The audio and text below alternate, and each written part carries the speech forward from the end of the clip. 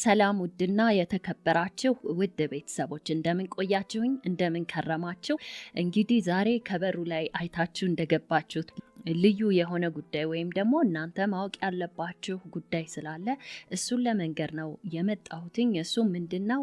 ያው እንደምታውቁት ይህን ሰሞን ቪዲዮ አልለቀኩም እንደ በፊቱ በፕሮግራማችን መሰረት ወይም ቶሎ ቶሎ ቪዲዮ እየለቀኩ አይደለም።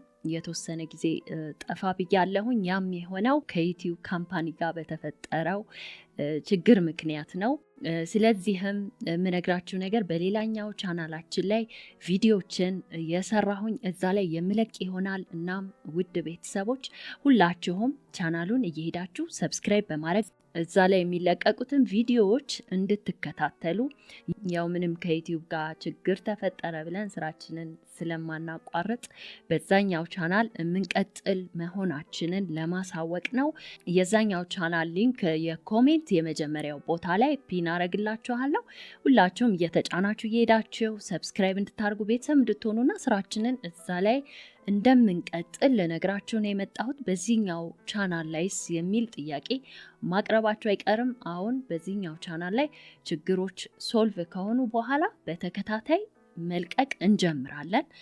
ነገር ግን ፈጣሪ አይበለውና ምናልባትም ይህ ቻናል ሊኖር የማይችልበት ወይም ዩቲዩብ ሊያጠፋው የሚችልበት አጋጣሚም ሊፈጠር ይችላል። ያው ብዙ ዩቲዩበሮች ላይ እንደዚህ አይነት ነገር ሲፈጠር አይታችሁ ይሆናል እንግዲህ ያጋጥማልና እንደዛ አይነት ነገርም ካለ ሜቢ ላይገኝም ይችላል። ግን ደግሞ ነገሮች በሰላም ከተፈቱ ከተወሰነ ጊዜያት በኋላ እዚህ ላይም እንደምንለቅ ልነግራችሁ እወዳለሁኝ።